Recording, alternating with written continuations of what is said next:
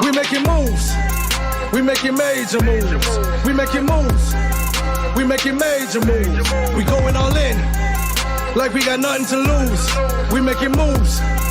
We making major moves.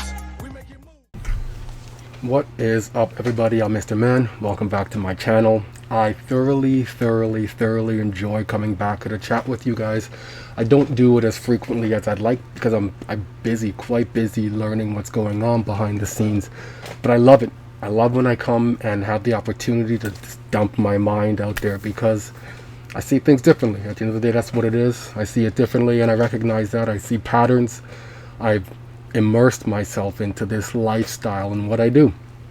And I respect you guys and love all you guys for coming out to my shows when I do post them, because at the end of the day, like, legitimately, I'm a grown-ass man in a Spider-Man mask, and how people find me and choose to listen to what I have to say in terms of not financing, but what's going on in the world of finance, what's going on with these digital assets, how they're building the ecosystem from behind the scenes and manipulation that's taking place. So I'm putting this all together here, and I appreciate that you guys come out to check out what I have to say.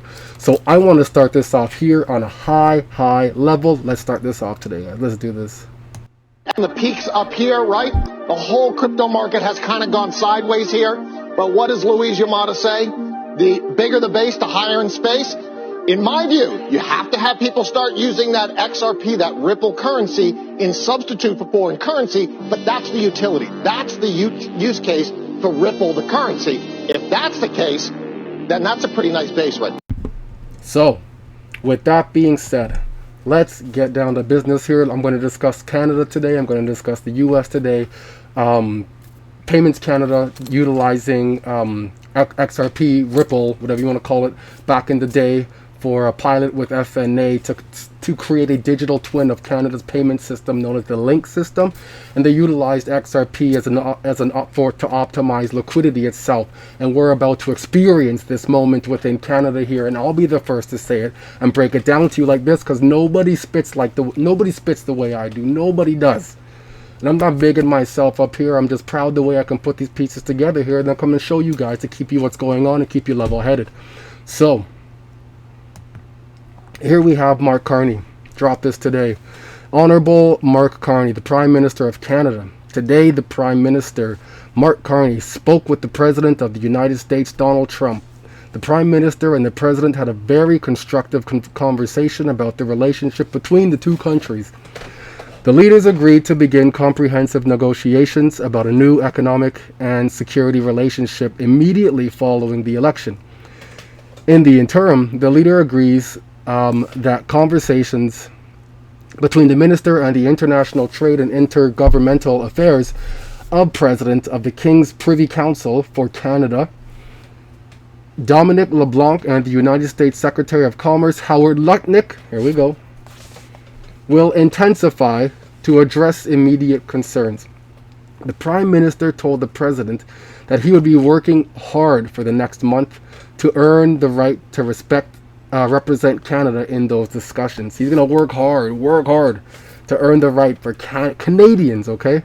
So the Prime Minister informed the President that his government will implement retaliatory tariffs to protect Canadian workers and our economy following the announcement of additional U.S. trade actions on April 2nd, 2025. So here's what's going on, all right?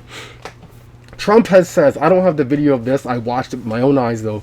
Trump had said in one of his roundtable discussions there at the House that we are not looking to implement tariffs. What we're going to do is a like for a like. Should another country implement tariffs on them, Trump will implement a tariff that's reciprocal to what the other country had implemented on them. A like for a like. And in Canada, Mark Carney, Tiff Macklem have all been talking about if Trump and the US are putting tariffs on us, we're going to put it back on them. You watch, Trump has said we're not putting tariffs on anybody.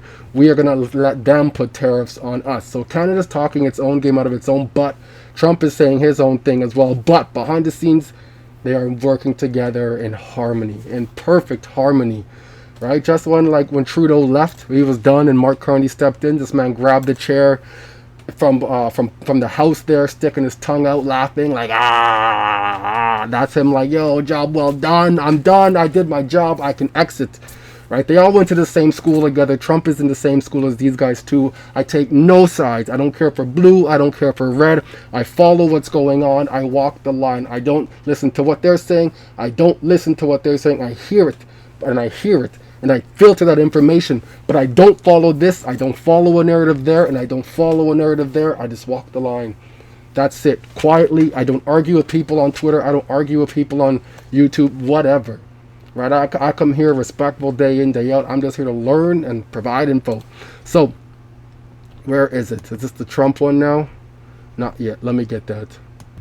So, Trump is here saying, I just finished speaking with Prime Minister Mark Carney of Canada. It was an extremely productive call. We agree on many things, and we will be meeting immediately after Canada's upcoming election. Ha! So they are meeting after the election. How critical is this? How critical is this? In the media, they're talking about tariffs. You see the hockey game coincidentally between Canada and US. That wasn't done by accident, right? Between Canada and the US. There's different signals for whichever jurisdiction wins in the hockey game as well, because it creates more innate feeling. Canada resonates with hockey, right? We have cliches and stereotypes of people saying that we can skate to work. We got igloos in our backyard. Everyone plays hockey. If you're a kid, you play. Everybody in Canada plays hockey. That's the stereotype we're known with, right? So here you have Mark Carney. Let me see if I can find it, actually. Let me see if I can find it.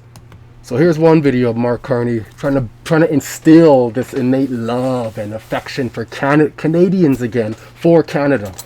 Because we've had this trend where we've been outsourcing all of our products. We buy from China. I don't remember the last time I bought a shirt that said made in Canada. Last pair of pants that said made in Canada. Go out and buy something that said made in Canada. Everything is bought in made in China, all right? It's like the West was the prototype. The Chinese came, grabbed something, and like, okay, I'm gonna grab this blueprint, walk away with it. Did it, made it better, and then sold it back to us, and we bought it for cheap from them because we figured we were so great and we could save money like that. And then China came with the come up at that point and superseded Canada and the US. Solid game they played there. Kudos to you, China. Kudos to you. That was a solid move. But listen to Mark Carney out here talking about, I want to build up Canada. We're gonna fight. We're gonna fight. Listen to this, okay? This is like that moment when Trump got shot in the ear, and he came up. He's like, fight. Fight. Like, this is now Mark Carney. He's a banker from the Bank of England. He's also a member of the World Economic Forum, okay? I know you don't see Trump's name in the World Economic Forum, but he's been to the World Economic Forum, and I don't mean just this year and last year when he was talking there and trying to make it look like, I'm trying to dismantle the deep state, all right? It's not like that at all. It's not. I hope I don't lose followers for this, but whatever. Y'all choose to walk away, it is what it is. So we have Mark Carney here doing his fight moment. Check it out. I reject any attempts to weaken Canada, to wear us down, to break us so that America can own us. That will never happen. And our response to these latest tariffs is to fight, is to protect, and to build. Right? To fight, protect, and build. This picture here of Mark Carney looks like he's out in the East Coast. I only gathered that because looking at this picture, it looks like the East Coast of Canada here. We got what the hell are those things called again? I can't even think of it.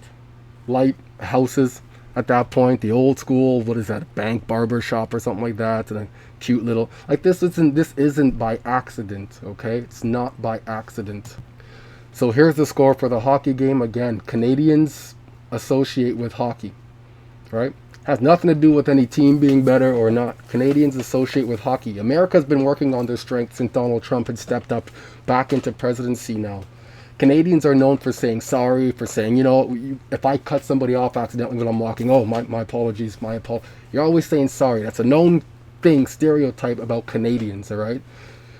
So with Canada taking this now, this builds strength within the Canadian ecosystem, right? You want to stake everything. It's a holistic staking, not just money. You need to stake the person's love for Canada back into Canada. right? For Canada, again, like I was telling you guys last time, DeFi, to increase the strength and stability of that platform, that DeFi platform, you stake on there. It's like a bank. You put money into that bank so that bank can now lend stuff out and it begins to grow as a bank. So when you're staking your money, when you're staking your feeling and your thoughts in Canada, you're allowing Canada to grow. You're allowing the love for Canada to show itself. Canada has recently began to shut down its trade routes as well, just like how Trump did for the U.S. With the WTO. Canada is now locking itself into, again, internal staking. So now they've opened the lines for internal provincial trading at that point now. They want to make the trade amongst the provinces more fluent, more easy, more a reality. Because right now it's retarded. It's stupid to trade about. I don't recall buying something and being like, oh, this is from PEI. Or, hey, this is from Saskatchewan. I've never seen that. Never in my life has seen that, you know, like, I don't, yeah, so now the Canadians had won the hockey game. Here's Mark Carney now on March 24, 4 days ago. Today is March 28th, all right, listen to this. And again, notice, I believe he's with, is this the, no, maybe this isn't Mike Myers, but look at this one too. It's bullies. This is what I can't stand in the world. And we're the country that stands up to bullies. Yeah. And I hope, and I know that you will, but I hope we continue to be the good guys. What does Canada mean to you? Like, how does it? Canada means everything. I wouldn't be anything without Canada. The Canadian taxpayers subsidized our housing, gave me a fantastic high school. They had a television studio. You get that education. Yeah. You get that perspective. Yeah. I mean, you're talented, but you get the opportunity to express that talent. I mean, you are talented. Yeah. Well, thank you. That's very kind. No, I got to. I mean, work I at think this... I think you're gonna do big things. I hope so. Thank you. That's very nice. No, but I worked at the CBC. In fact, I didn't know that. Yeah. Okay. I did. Do you think we should get rid of the CBC? No, Because there's a guy who says we keep should the just get rid of the CBC. CBC. Okay, That guy's wrong. He's wrong. No. But this thing about still being Canadian and always being Canadian, and it's about values. It's about an attitude. You know, the attachment to this country that gave you these opportunities, gave me tremendous opportunities. Right. Obviously, Going anywhere in the world and people find out you're Canadian, you're the good guy. yeah. And sometimes you got to get those elbows up. Yeah. But only for as long as is necessary, and then you go back. I've always said that nobody should confuse Canadians' kindness with weakness. Yeah.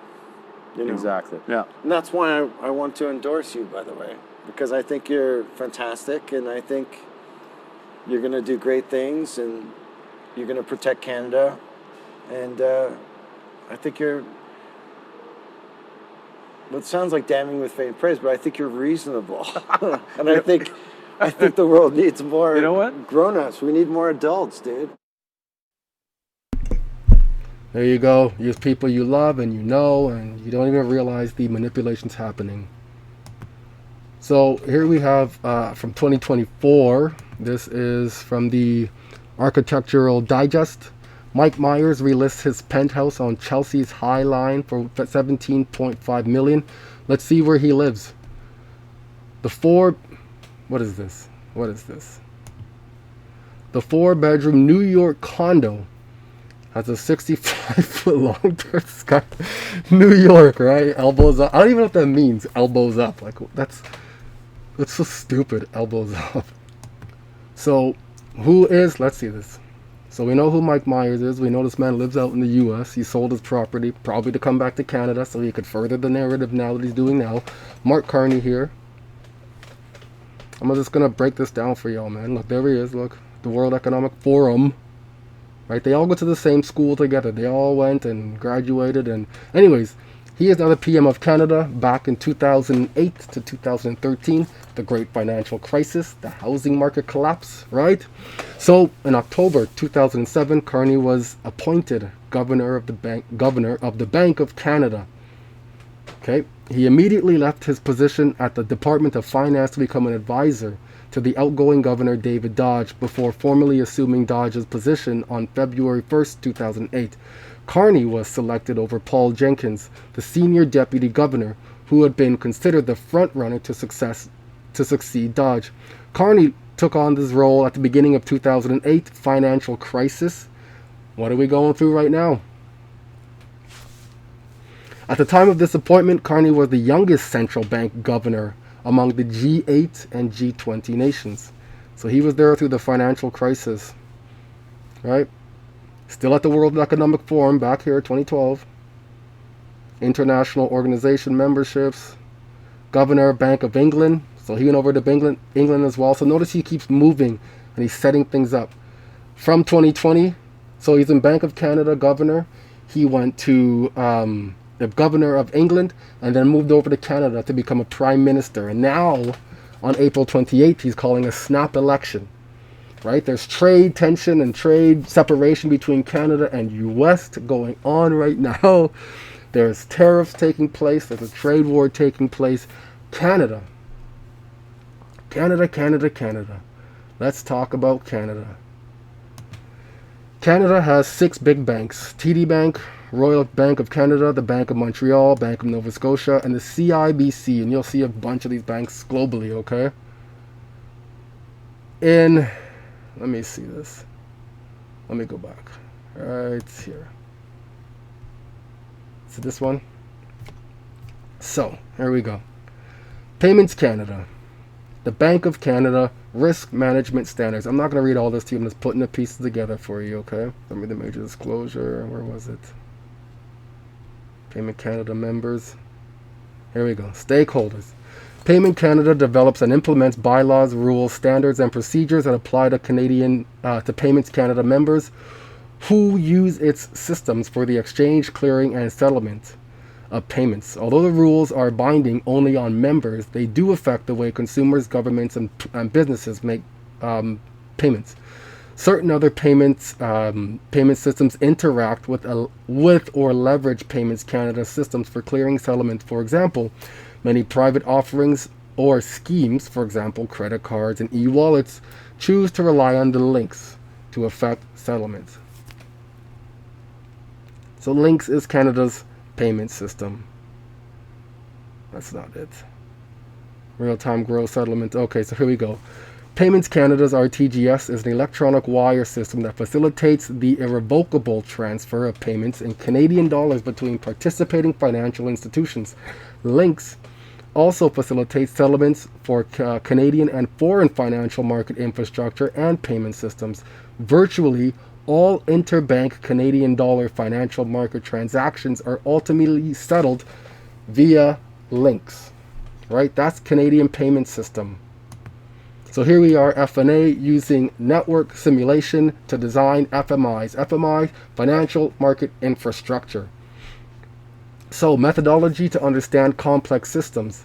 Systems that are large with many interacting elements and non-linearities, such as payment systems, in contrast to traditional statistical models, which attempt to find analytical solutions. Usually, a special purpose computer program is used that takes granular inputs, applies the simulation rules, and generates outputs.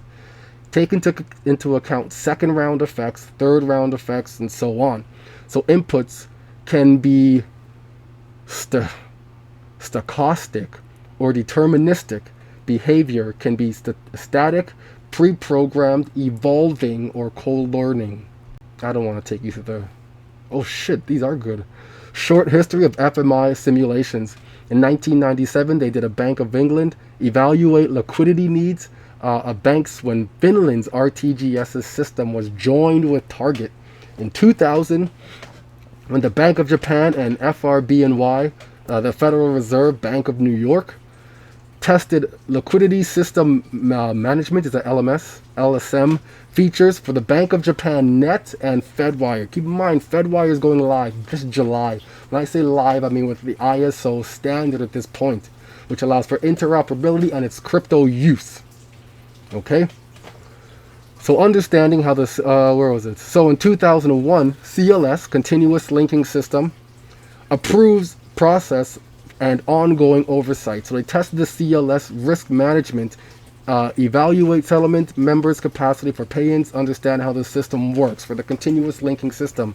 And since the Bank of Canada, they've done this now for the Bank of Canada with the continuous linking within that mesh. They have their correspondent banking partnerships at that point. So things are coming apart right now, all these different partnerships. And they're being rebuilt again now with new documentation. So the Bank of Canada, Bank of France, Netherlandish Bank, Norges Bank, Target 2, and many others. So the Bank of England, CHAPS, evaluate alternative liquidity saving mechanisms, uses platform for discussion with banks. I recall they've been doing a pilot with Ripple's Interledger. So agent-based modeling. So what they're doing here is working on learning liquidity optimization. I'll take you down to where that is. I'm just doing this live so you guys can see things. Here they're talking about generating representative transactions data, and the modeling here is nuts. I don't even understand most of it myself. I'll just control F this bad boy here. So use case, liquidity optimization. Ripple defines liquidity requirements for FNA. FNA is Finality, that's the company. Background, Ripple is an RTGS, FX, and retail remittance system network which relies on traditional nostro-vostro relationships between its members. In launching a new service, it needed to prepare the market and its members for their day one liquidity requirements. Canada and US are separating. There's fragmentation in this market for old contracts that exist on old rails, and old rails being financial rails between these countries, and old rails being trade finance between these different countries at this point here, right? They're removing all these things, they're fragmenting these things, and they're creating stability within their own first. Canada's focusing on its payment system and its ecosystem, and it's rebuilding up Canada. I am Canadian. We're hockey people. We elbows up, whatever the hell that means. And in the US, they're doing the same thing. Psychologically, it's all psychological, right? They're leading people where they want people to go. Just keep them guessing because they can't see what's going on. The objective, by using transactional data from the Ripple members, identify the necessary liquidity per Ripple member. To be a member, you're clearly using RippleNet, now known as Ripple Payments, and Ripple Hub, and evaluate the impact of liquidity savings mechanisms. Ripple used FNA to simulate the liquidity needed of banks interacting over the network over time. Over time. So it's not immediate, it's over time. Okay? That made it possible to determine the required liquidity flows within a hub bank to support the projected network volumes and values, and to justify the benefits of the new service network. Finality designs, simulates, and models optimal system design with FNA. So Finality is a consortium of global banks that is developing a novel asset-backed digital cash instrument for use within global institutional financial markets using distributed ledger technology. Finality is using the FNA platform to model and simulate the proposed USC ecosystem. I believe they have their own stablecoin. Using realistic individual transaction data from members' banks. This allows USC member banks and regulators to evaluate the impact that system designs will have on liquidity requirements and consequently balance sheets supporting the settlement of interbank payments.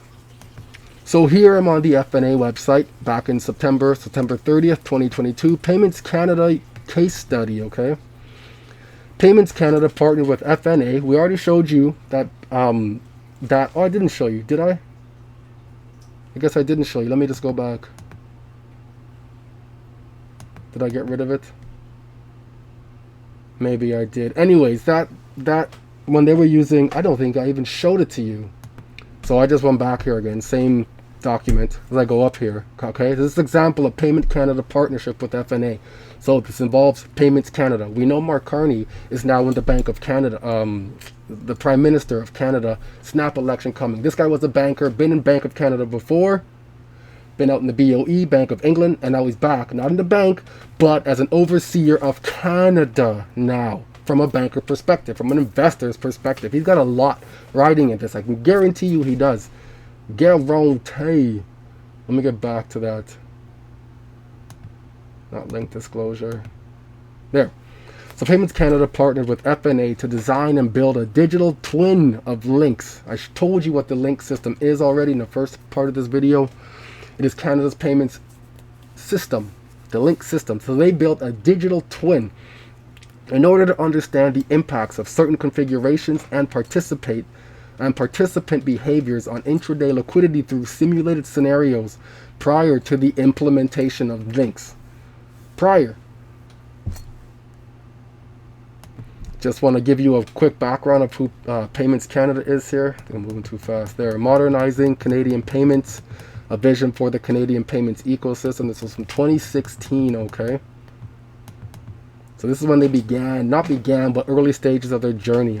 So at the heart of our economy, a national payment system, safely circulating billions of dollars each day, but the payment system must modernize to support the rapidly changing need and expectations of the Canadian marketplace, faster innovation, and strengthening competition within the payments ecosystems.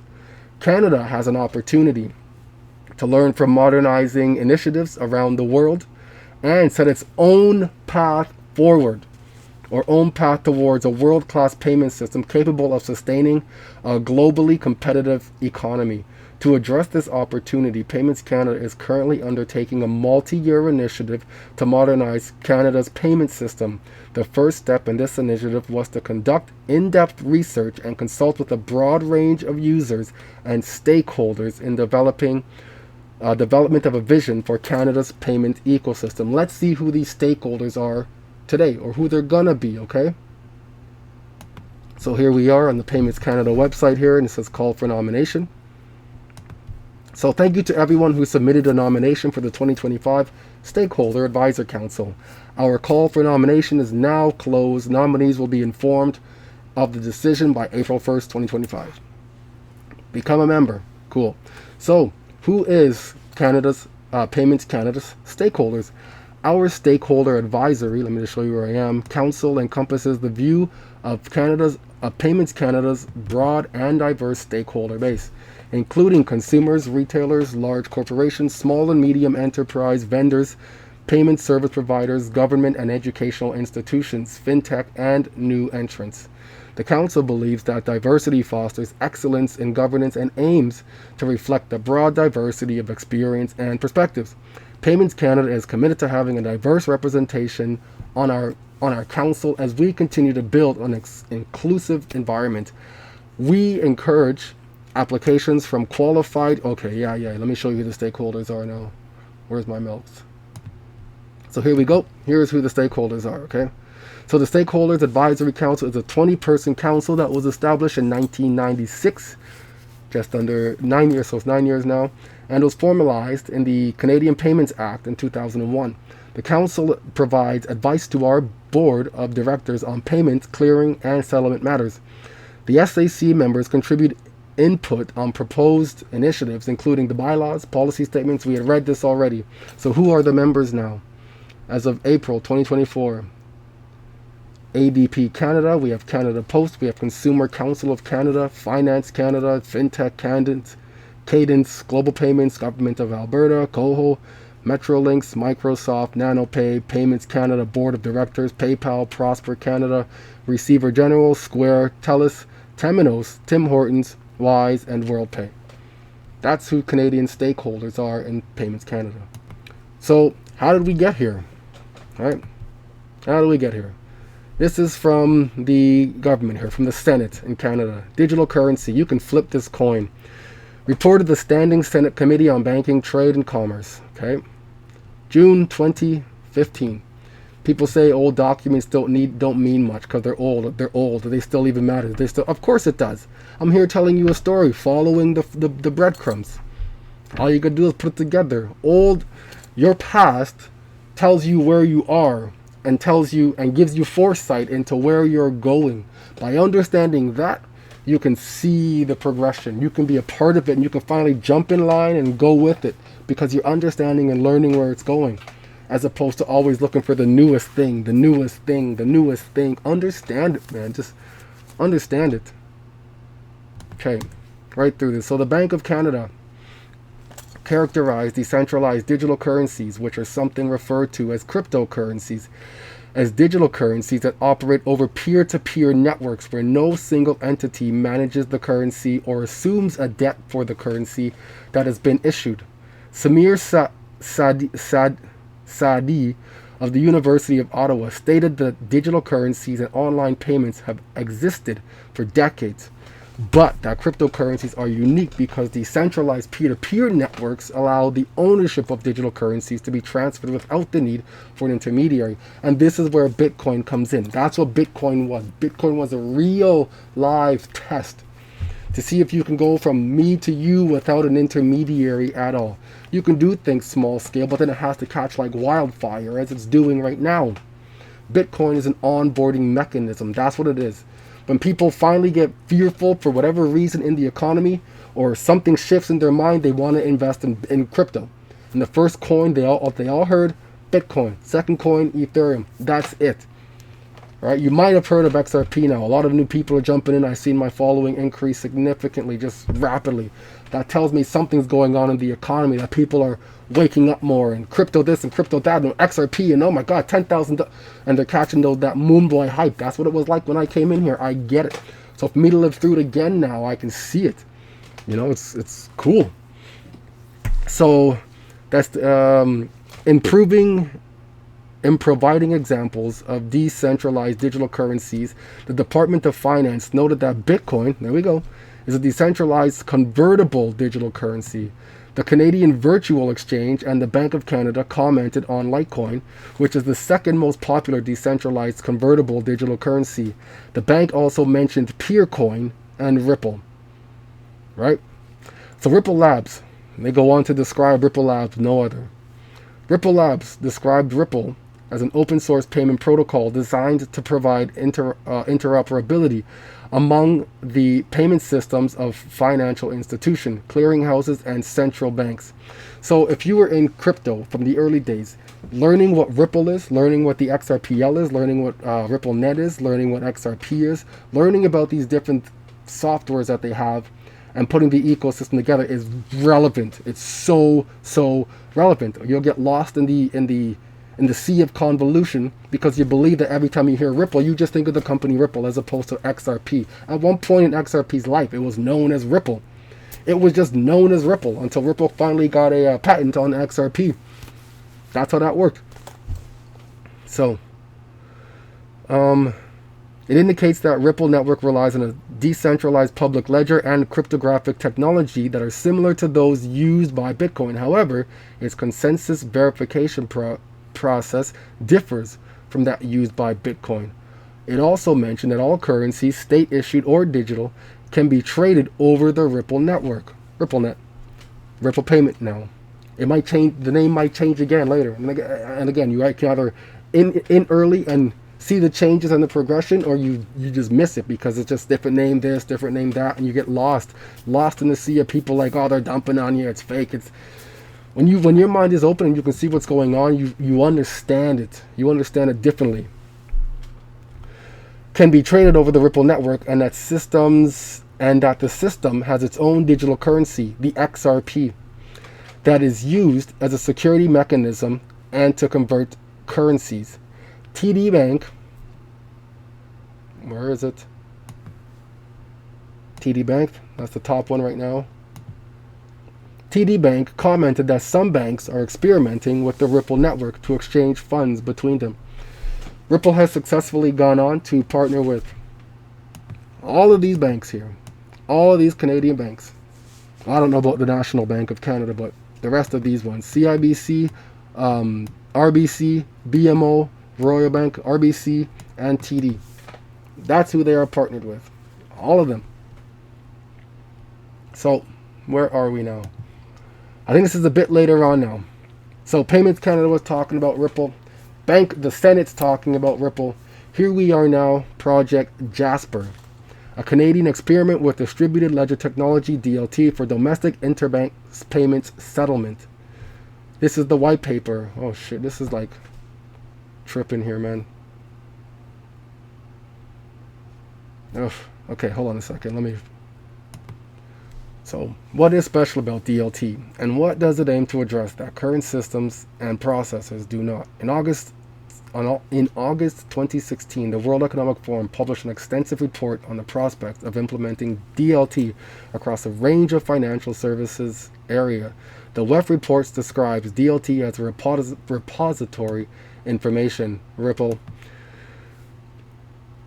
underpinning asset exchange between parties over one or more peer-to-peer networks platform. Just go back and forth. That's so bad. Okay, it's like psychological like infiltration at that point. Every time you read something that says WEF, just go back and forth. Okay. To AML, ATF in the cross-border space. Okay, where is it? So affected financial institutions and their clients have to pour through and try to reconcile their internal records to aid in legitimizing each transaction for the client. Of one of those incorrectly flagged payments, weeks or months is an exceptionally long time to have working capital or instrument funding tied up unnecessarily. For those reasons, DLT is increasingly being referenced for cross-border payments where innovators such as Ripple Labs are partnering with the global financial institutions to exploit gaps in this area. So we know Canada's set up. Mark Carney, he's the overseer of the stakeholder committee there. They have the, I don't think I showed you guys this yet, the liquidity adequacy requirements coming into play. So this is how the game is played, okay? Canada knew this day was coming already because they've been part of the talks. Some of them go to the World Economic Forum, some of them whatever. They all know each other. So this is the guidance from the governments of Canada from November, okay? Liquidity adequacy requirements guideline letter. Publication letter, category, capital adequacy requirements, date November 21st, 2024. Today we published the liquidity adequacy requirements 2025 guidelines with corresponding revisions to the small and medium-sized deposit-taking institutions capital and liquidity requirement guideline, which will take effect on April 1st, 2025.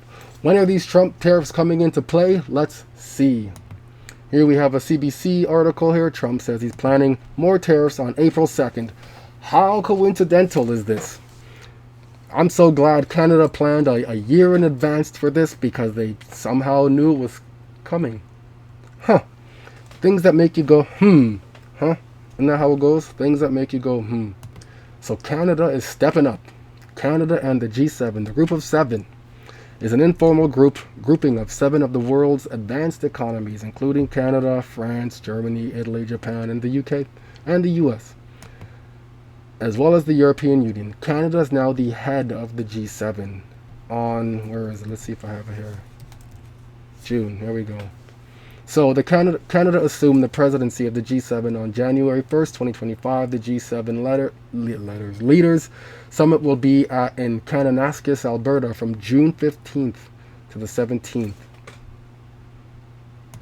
So what we got here is Mark Carney, the PM, calls for a snap election and says Trump wants to break Canada. Well, Trump wants to break Canada. Trump is going to break Canada. But don't worry, I'm a governor from the bank.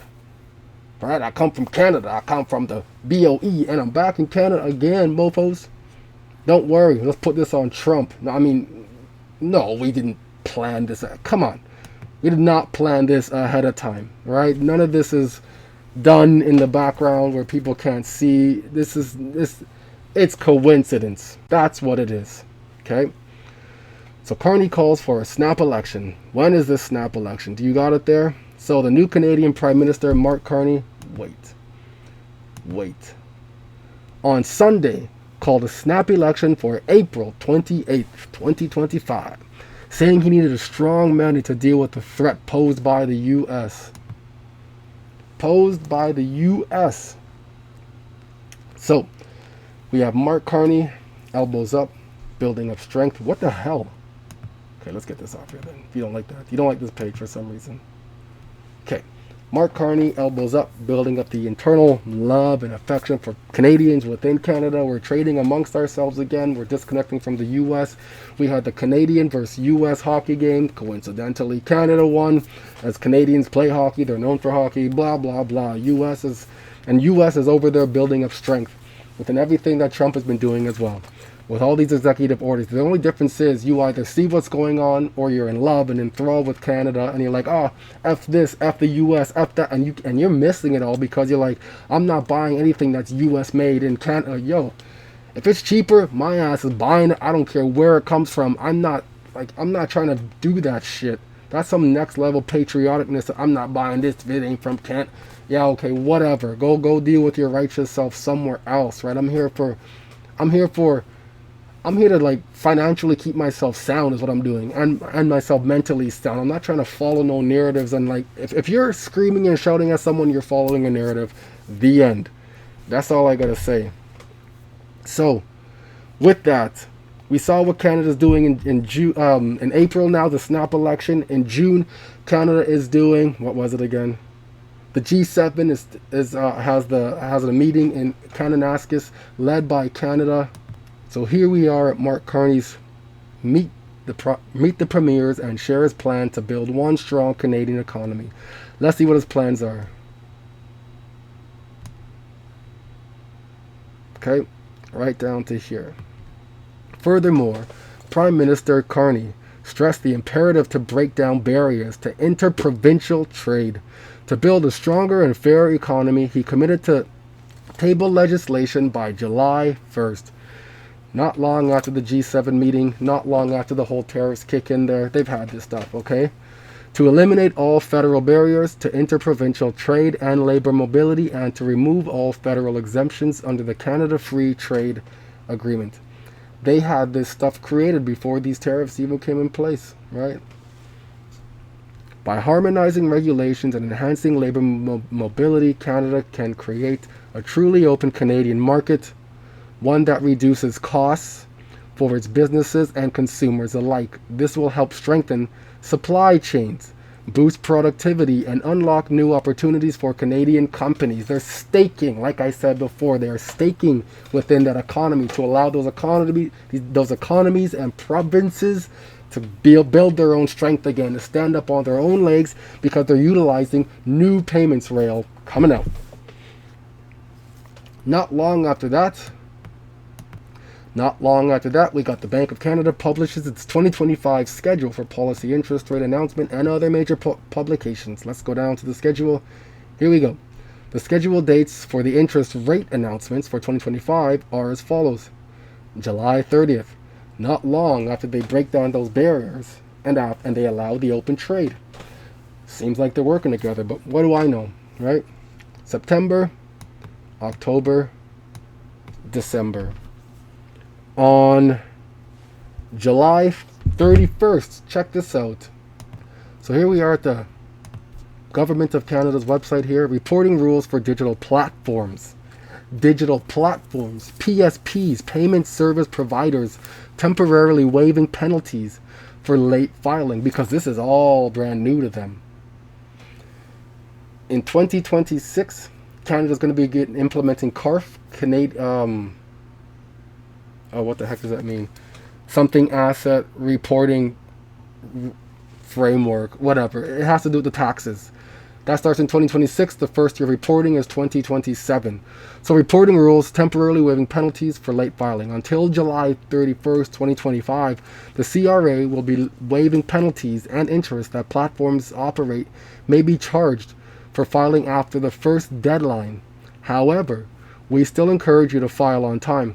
For information about filing, including a step-by-step process to filing.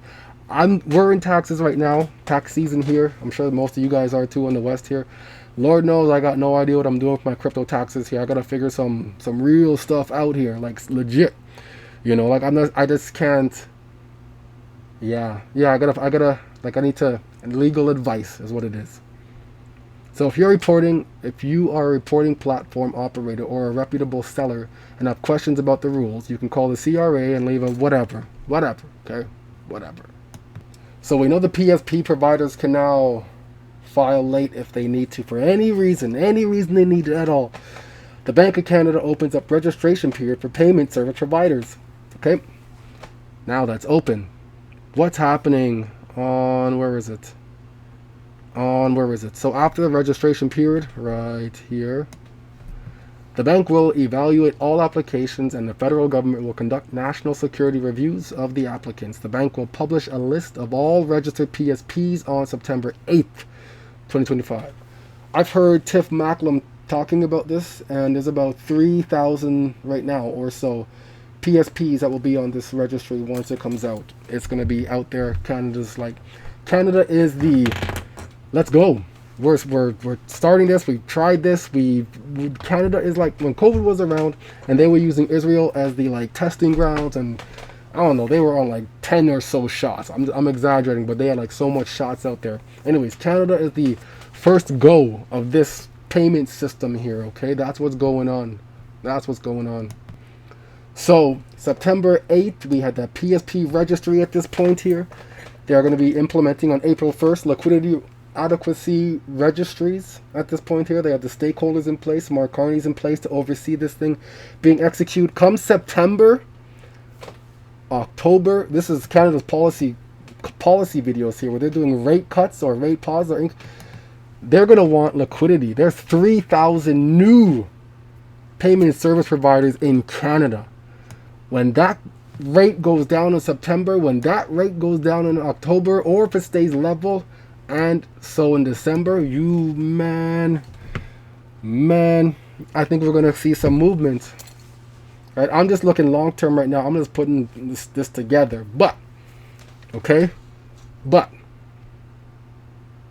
So this is Payment Canada's corporate plan. This is the business of the direction of they're going to, from 2022 to 2026, okay? The executive summary.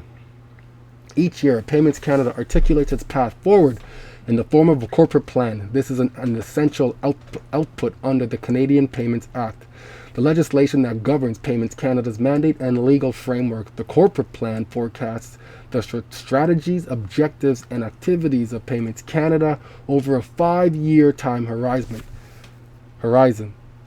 There are unique circumstances factored in the 2022 to 2026 planning period for Payments Canada. The payment industry domestically and abroad has been on a state of transformation for several years. All this chaos is happening in front of us, and behind the scenes it's just butter. When I say butter, I mean it's like your bread and butter, just butter all day, right? They had everything they needed to get this set up in the background here.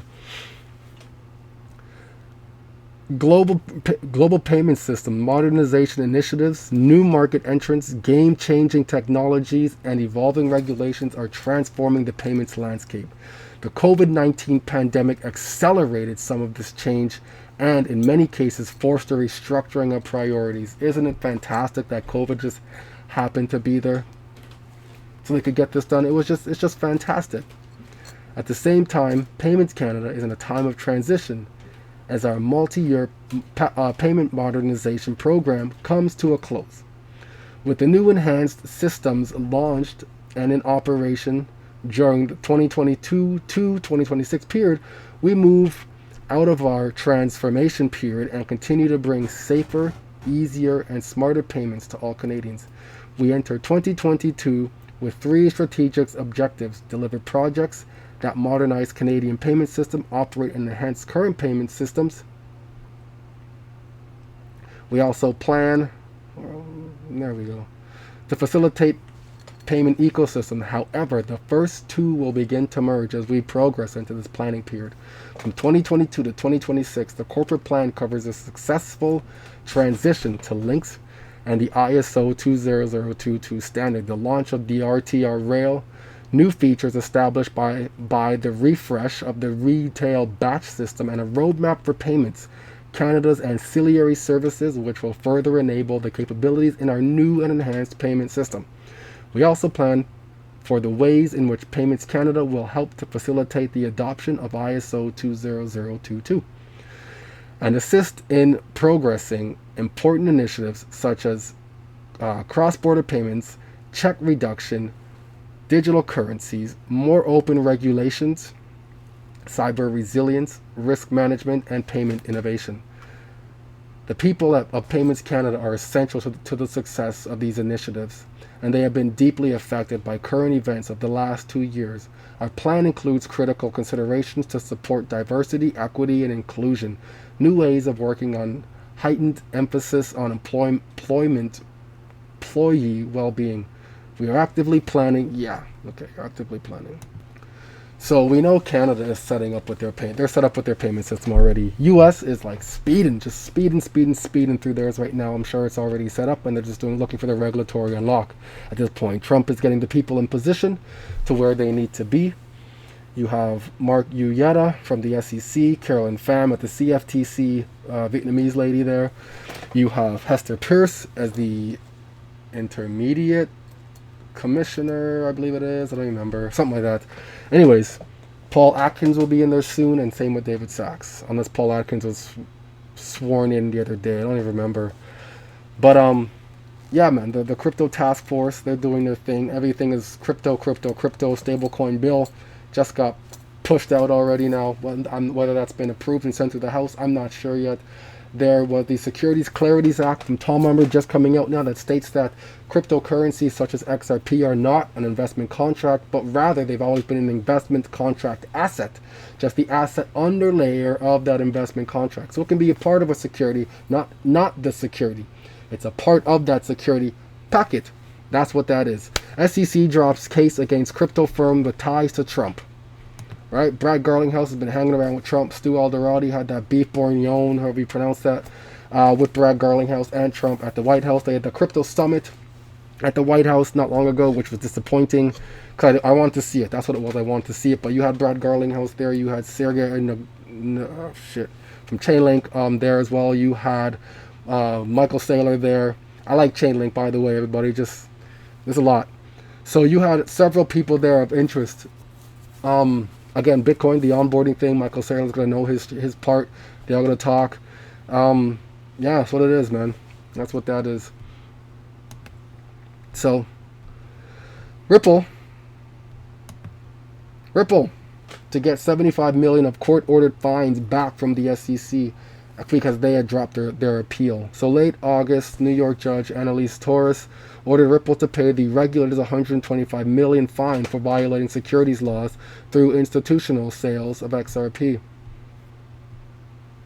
The long-running battle between Ripple Labs and the U.S. Securities and Exchange Commission seems to finally be nearing an end. The Ripple emerges victorious. So what's going on is now, during all of this back and forth, one of the executive orders that Trump had put out there allowed fintech companies such as Ripple to make partnerships. I'm sure they've already had partnerships now. It's just the MOUs coming out, the memorandum, the understandings coming out for different partnerships because they've been working with Bank of America for years now. Years. I've seen patents from back in the day, right? So if they have a partnership that's like we just came out as with the partnership now in 2025, bullshit. Y'all been partners and testing this and testing that and for years already, okay? For years. David Andelafato from the one of the reserve had stated we can delegate a third party, delegate our CBDC to a third party platform such as Ripple, right?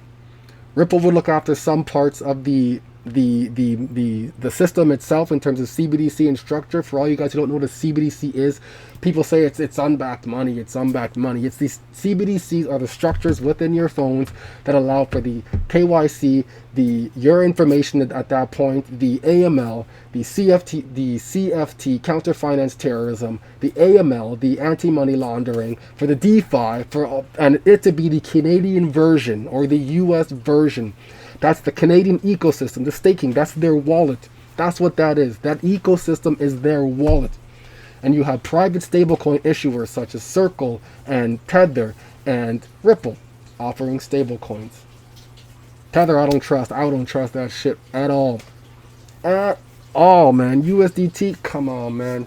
You don't adhere to no prudential regulations. You don't adhere to any.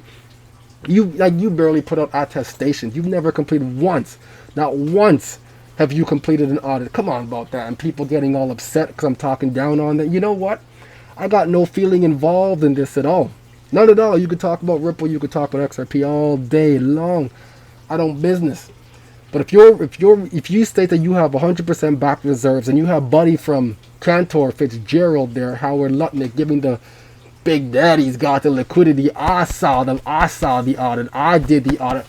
Man, show me that audit then. Show me that audit. If you got that audit, all I need is 5 minutes. That's it. Right? They got their long-term holdings in cash equivalent and in Korea and in this and in that. And oh, Tether. Oh, Tether. Yeah. Yeah. Yeah. I posted this today. I told you guys about Canada's payment system now in the first hour of this. Let me get into the US now. So XRP has emerged as an essential financial infrastructure recognized by the CFPB. There was a document put out by the CF. Is this it here? Yeah. What is this? This is it here. I posted this. Did I say March 31st, 2025? We haven't even lived that yet. Jeez. So this is the deadline to comment on. Oh, that's the comment. That's why. Okay. The CFPB's proposed interpretive rule that clarifies how existing consumer protection laws, like the Electronic Funds Transfer Act, apply to new digital payment systems, including those operated by big tech gaming platforms and stable coins based systems. And again, this other document was from 2019 was when it was amended. Right? If you're not following from back in the day, you don't know the story of what's going on right now. This rule is to ensure users have equal protection from fraud and errors across all types of digital payments. Regulation E under the CFPB, Consumer Financial Protection Bureau, has everything to do with Ripple's XRP. Go and see for yourself. The CFPB seeks input on digital payment privacy and consumer protection. Digital payment privacy is known as ZK or ZPK. ZKP, Zero Knowledge Proof. So back in the day, the document here, Bureau of Consumer Financial Protection. Under the CFPB, docket 2019-0058. Okay. The Bureau has continued to monitor the remittance transfer market since the publication of the assessment report and observes that most of these developments continue to progress. Examples include the continued growth and expanding functionality of the Society for World SWIFT, Global's Payment SWIFT GPI, tracking product, which can increase the amount of upfront information available to sending institutions. I am hungry. Excuse me. And the expansion of the major payment cards network. So they've already been expanding this already. I don't know what it's like in the US there, but for remittance and money transferring, it's set up already. The capacities to support cross-border payments and the continued growth of fintech, non-bank remittance transfer providers, and their further expansion into partnerships and their relationships with banks and credit unions, which allow such entities to tap into the closed network payment system that non-bank remittance transfer providers have developed. And 3, the continued growth and expanding partnerships of our virtual currencies companies such as Ripple, which offer both a payments messaging platform to support cross-border money transfers as well as proprietary virtual currencies, XRP, which can be used to affect settlements of those transfers. Okay? Now going back here to the original tweet, XRP was recognized by the CFPB as a convertible virtual currency. I read you guys about that in the Canadian documents already too. It's convertible virtual currency under Canada's Payments Acts. In the US, it's a convertible virtual currency. Isn't that what it does? It converts currencies convertibly, digitally, virtually, whateverably. So how does US get to spend money, right? To further this liquidity crunch that they're going through, to need an optimized liquidity system such as the convertible currency at this point, here to stay competitive with digital currencies because they appear to be the last country to be set up. Right? But you saw from 2019 they were already set up. Now it's just the problem reaction. Here comes the big problem. Here comes the big problem. It was set up from COVID, right? When that problem was happening in 2019. Our reaction happened and then the solution came. We're in the problem section right now. Let's see how Trump is spending money. Okay, listen, this is what is this? The live Senate hearing on national security threats. Let's see what Trump is spending money on. Weapons advocates within Iran's decision-making apparatus. Iran's enriched uranium stockpile is at its highest levels and is unprecedented for a state without nuclear weapons. Iran will likely continue efforts to counter Israel and press for U.S. military withdrawal from the region by aiding, arming, helping to reconstitute its loose consortium of like-minded terrorist and militant actors as its axis of resistance. Although weakened, this collection of actors still presents a wide range of threats, including to Israel's population, U.S. forces deployed in Iraq and Syria, and to U.S. and international military and commercial shipping and transit. North Korean leader Kim Jong-un is pursuing stronger strategic and conventional capabilities that can target U.S. forces and allies in the region, as well as the U.S. homeland. So that's what Trump's going to spend money on. Trump is all about the military. He's all about Jesus, and I don't know what else. He does his dance, all right? Trump is known for certain things. Whether this is a show or not, I'm just here putting pieces together because I see him. I see it. Astrology is utilizing this to manipulate people as well. When you have full moons, people are affected by full moons, right? I came from the youth industry. I was a youth worker before for individuals with autism. And that all of us always said that whenever there's a full moon, you can expect strange behaviors from these individuals. I worked in a low-functioning, high-aggression group home. Right? We were normally in restraints at this point, or containments is what I should say.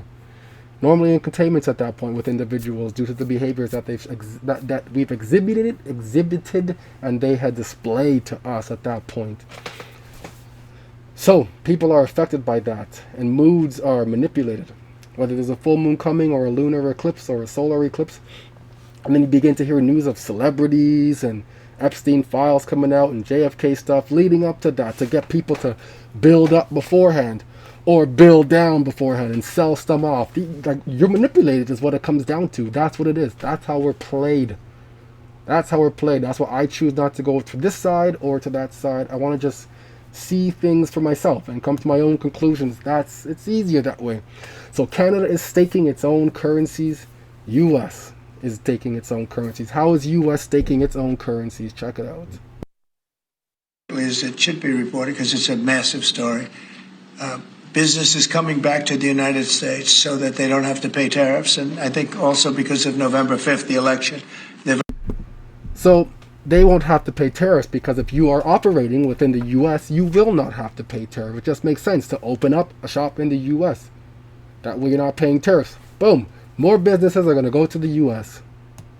So we heard about the auto tariffs potentially coming to the U.S., and makes more sense if you build within that jurisdiction, staking within the U.S., right? Hyundai shows off its new $7.6 billion electric vehicle plant in Georgia as Trump announces tariffs. Solid move, Hyundai. That's what I mean.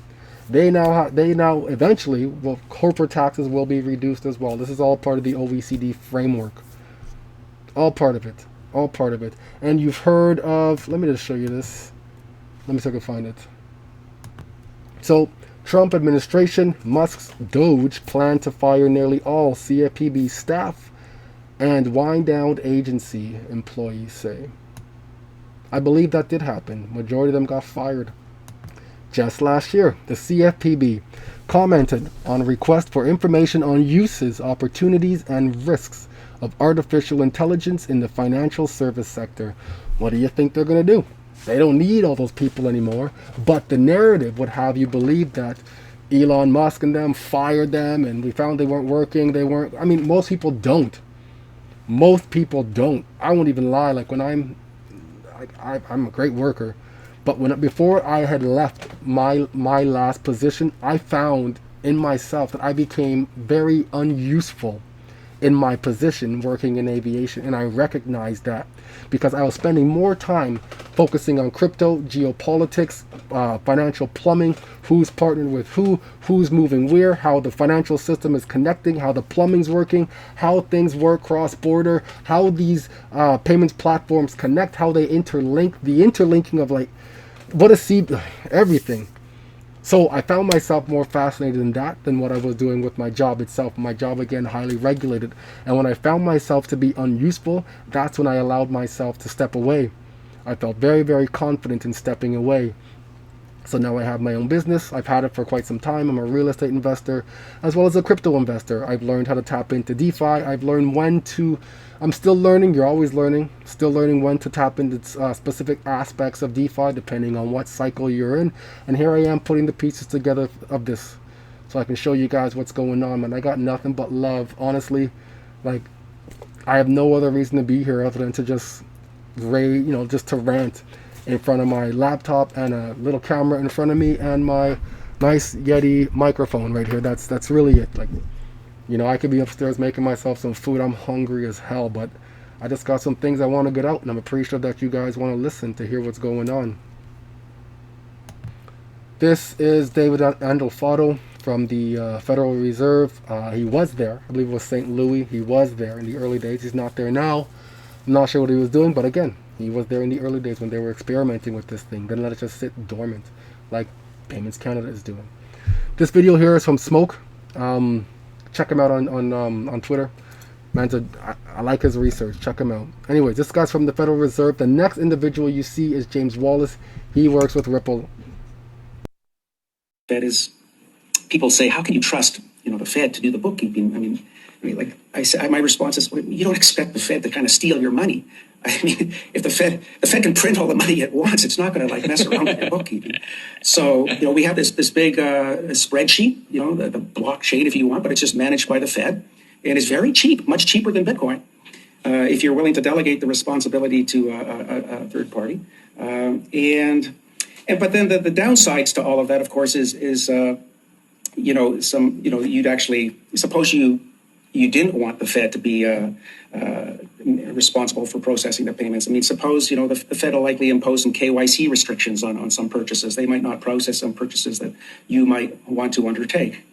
And so it was at that point that I said, well, we could, if we wanted to, extend the concept one step further. I'm not saying that this is ever going to happen, but just conceptually, you could imagine not FedWire for all, but kind of like a Fed coin, where what the Fed would do is actually just issue these, Bitcoin-like objects, but and they would enforce a par exchange rate with the U.S. dollar. That would eliminate the exchange rate volatility. But they could delegate the clearing of these payments to some third party, some sort of Ripple-like protocol. Delegate this to a third-party protocol like Ripple, some Ripple protocol. Check this out. So this is Ripple's CBDC PDF here. CBDCs, the digital evolution of money. I'm just going to take you down to one little blue bubble area right here. Ripple platform. You heard what he said. We could just delegate this to some third-party platform such as a Ripple-like company. Many central banks now rely on third-party platforms for minting, managing, and transacting CBDCs. Today, the Ripple team is working with the governments of Palau, Bhutan, Montenegro, Hong Kong, and others to manage the full CBDC life cycle. Ripple's comprehensive platform supports global banks' commitment to lead in financial innovation and access. Each solution is built on a private ledger that is based upon XRPL technology. So if it's on the XRPL technology, there's going to be a bridge connecting to XRPL. It's that simple, which uses XRP. The blockchain, with over a decade of proven performances and 80 million closed ledgers since 2012. Currently, the Ripple CBDC platform consists of several modules to enable CBDC issuance operations and ongoing management. Let's hear the rest of that video. Others was like the rise of other CBDCs. So I do work in the US. We work with the Fed, and I don't know how else to make that any clearer, right? So we see Canada and US separating. Canada's at war with US. US is at war with Canada. Canada's winning hockey games. Yeah, we're the greatest at hockey. We love Canada. Elbows up. Tim Hortons, maple syrup, a boot, hockey, beavers, whatever. US, we're talking about guns. We're talking about America. Right? Big trucks like Tesla now. These newest big truck. Armor proof. How did Elon know we were gonna be here right now? Armor proof, bulletproof, whatever. I'm sure you're going to see the Like a Rock commercial soon again. You know, built in America. And you're going to see all these depictions of what Americans are like. Or what they want Americans to be like. It might look different now. It might seem similar, but somewhat different to the new, younger generation coming up, right? It's for you. It's for you, but it's also for the young people. They're the impressionable ones. They're the ones who can be mind screwed more easier than you can, unless you're still dead asleep. If you're dead asleep, you're not listening to my stuff, clearly. If you're awake, you're listening to my stuff. You're still sitting here for an hour and 10 minutes, and I respect you. I respect you. So that's what's going on. April 1st, we got that liquidity adequacy requirements coming in. I gave you guys the playbook up until June, right until December, right until December. I told you what's going on. We have monetary policy rates kicking in. We have the payment service providers lists going live in September. We have access to the PSP. About 3,000 PSPs will be going live at that point. Not long after that is the rate cut ceremony, if you will, because we're going to need access to that liquidity so that all these new payment providers can move money faster. And if XRP is a virtual convertible currency, XLM provides the rails. XLM provides the rails for coins or tokens such as USDC. It'll be used as well. Oh my man. This is the kind of stuff I just got sitting in my head, you know. And I am so appreciative to get this stuff out, because ain't nobody in the real world care about this stuff. Nobody cares about banking. They're missing out. They're busy seeing the next football game or whatever the hell it is. And when you think about it, football games and everything else are used as social engineering to keep people in the slumber of what's going on. That's how things work. I hope you found value in this one. I hope you stayed till the end. If you did, my hat's off to you. Nothing but love. I'll see you on the next one. Peace. We making moves. We making major moves. We making moves.